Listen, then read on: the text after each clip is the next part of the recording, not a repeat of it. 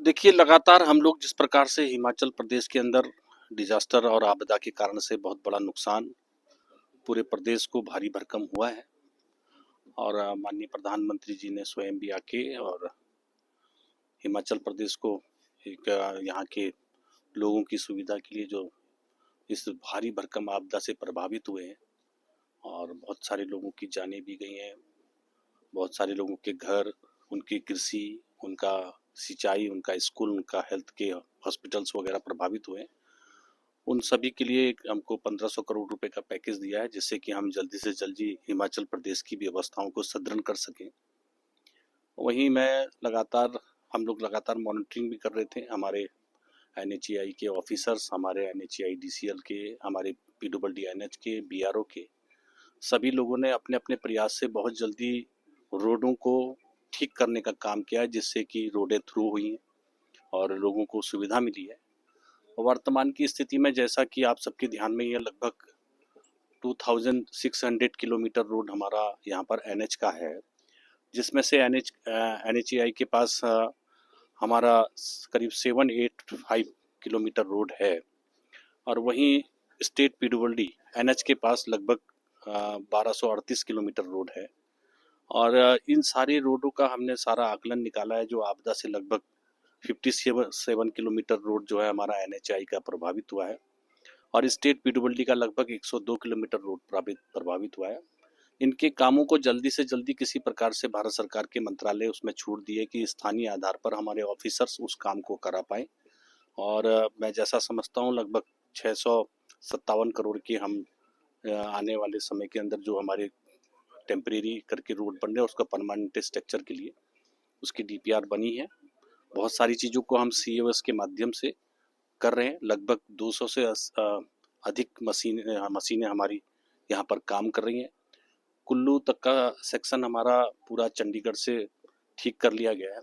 और हमारा जो अल्टरनेट जो PWD की रोडों के माध्यम से भी हम पूरा अटल टनल तक, यानी कि मनाली अटल टनल तक, उससे आगे भी हमारा BRO का जितना स्ट्रेच है उसको हम चालू कर पाए हैं। रोड चल रही है, रोड में लोगों को आने जाने में कोई असुविधा नहीं है। बट जो पुराना हमारा रोड है उस रोड को भी हम 20 तारीख तक, जो हमारा NHAI का रोड मनाली तक और उसके आगे तक जहाँ तक भी हम उसको पूरा कर लें, इसको कर लेंगे। जैसा कि हमारे ऑफिसर्स लगातार बहुत मेहनत कर रहे हैं, बहुत प्रयास कर रहे हैं। बहुत सारी प्रॉब्लम्स मैं स्वयं भी देख कर आया हूँ और अभी भी जो प्रकार का काम चल रहा है एक बहुत तेज गति के साथ चल रहा है। हम स्टेट की रोड्स के लिए भी हम पैसा दे रहे हैं, क्योंकि स्टेट की रोड के माध्यम से भी हम आवाजाही में कोई दिक्कत ना हो, उसके लिए भी जहाँ जहाँ हमें ज़रूरत मिल रही है उस ज़रूरतों को हम पूरा कर रहे हैं।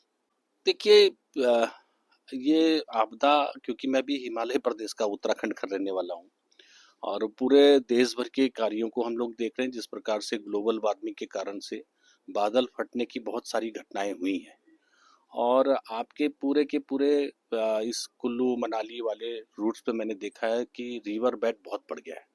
और रिवर बेड के कारण से हमारी बहुत कॉस्टली रोड है जो बहुत पैसे से बनी है और पूरे साइंटिफिकली सारी बनी है, क्योंकि रिवर का अगर हम उसको चुगान नहीं करेंगे, निकालेंगे नहीं, तो नदी जो है हमारे रोड को डैमेज कर रही है। और इसलिए कोई ना कोई इसकी एक पॉलिसी बना करके हम लोग इसको लाएं और जिससे कि हम अपनी रोडें भी बचा पाएं और रिवर को भी रास्ता मिले, जिससे हमारे बहुत सारे लोगों के बगीचे भी तबाह हो गए। तो ये करना बहुत आवश्यक है और हम भी अपने तरीके से सजेशन स्टेट गवर्नमेंट को भी देंगे कि इसके लिए कोई ना कोई पॉलिसी को आप अध्ययन करें। उत्तराखंड की पॉलिसी भी है, उसको अध्ययन करें। और अब मैं ये समझता हूँ कि क्योंकि हमारी जितनी भी DPR बनती हैं वो बहुत ही साइंटिफिकली बनती हैं, उसके बड़े बड़े इंजीनियर होते हैं, बड़े अच्छे प्रकार से हम उसको TSDC है, अन्य प्रकार के जो स्लो प्रोडक्शन का, जो रोड निर्माण का, ये सारी चीज़ों से IIT से करके ही बनाते हैं, उसमें कोई प्रॉब्लम्स नहीं रहती। आज भी अगर आप कहेंगे कि हमने तो ब्राउन फील्ड पे ही रोड बनाई, पुरानी रोडों को ही बनाया, कहीं कहीं नई रोड बनाई, ग्रीन रोड्स बनाई, पर उसके बावजूद भी आप ये देखिए कि अगर आज हमारी हमने 4 लेन बनाई तो 2 लेन तो चली रही। 2 लेन में अगर मलबा आया तो उसको हटाएंगे क्योंकि पहाड़ है और बरसात इतनी ज़्यादा है, इतने ज़्यादा बादल फटे हैं, जो पिछले रिकॉर्ड तोड़ से भी ज़्यादा बादल फटे। ये हिमाचल में ही नहीं हुआ है, ये उत्तराखंड में भी हुआ है, बाकी जगह भी हुआ है, पूरे देश भर में हुआ है कई जगह, तो इसका नुकसान हुआ है। मगर हमको उसको ध्यान करते हुए उन चीज़ों का भी ध्यान करना पड़ेगा जिनके कारण से रोडें डैमेज हो रही हैं, नदियों के डायरेक्शंस को ठीक करना पड़ेगा।